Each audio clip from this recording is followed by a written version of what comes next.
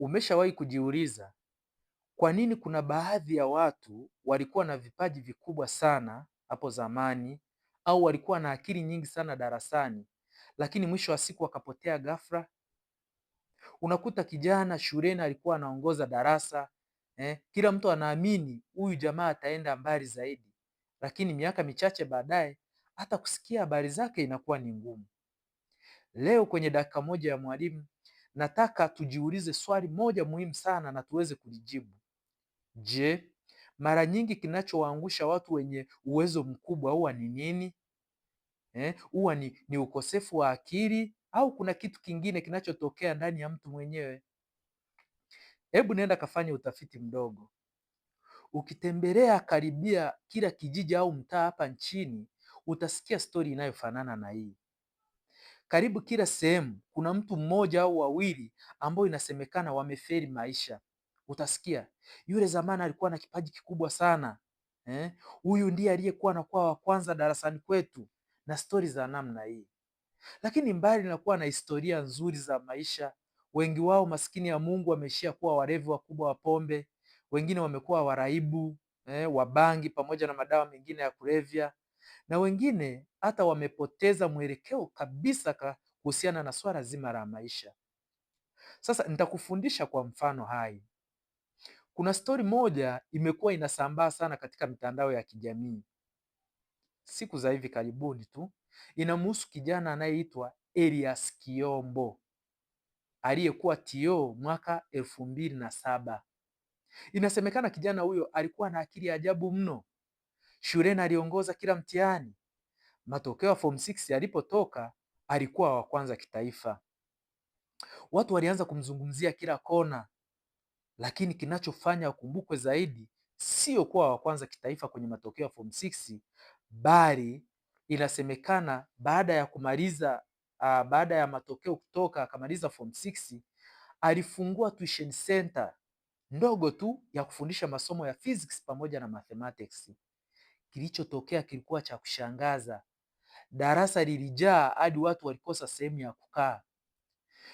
Wengine walisimama madirishani nje ya darasa wakisikiliza somo lake, na bado walilipia tu.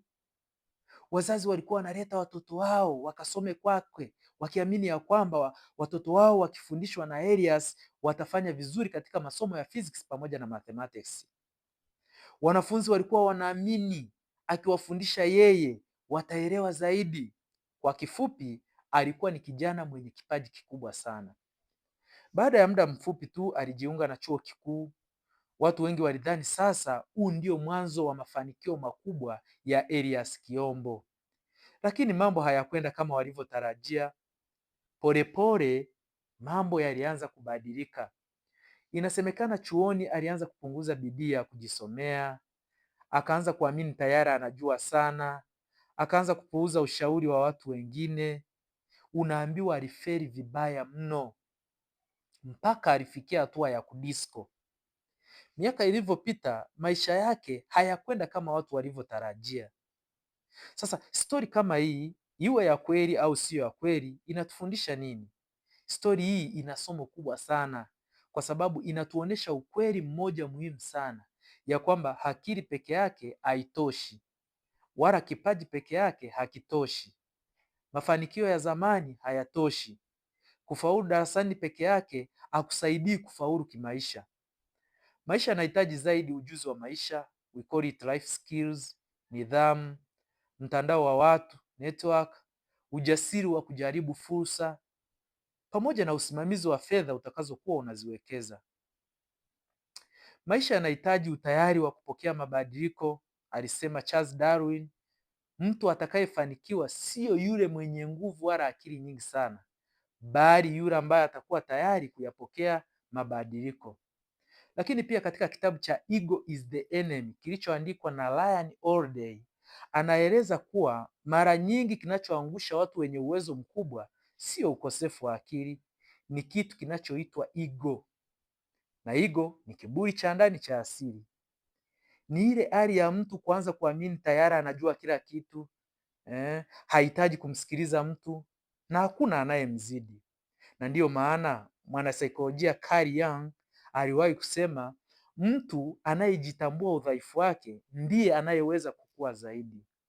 Sasa vijana wenzangu, unaweza ukawa na akili kubwa, unaweza ukawa na kipaji kikubwa na watu wakakuamini, lakini ukiruhusu ego ikawe ndani yako, unaweza ukapoteza kila kitu.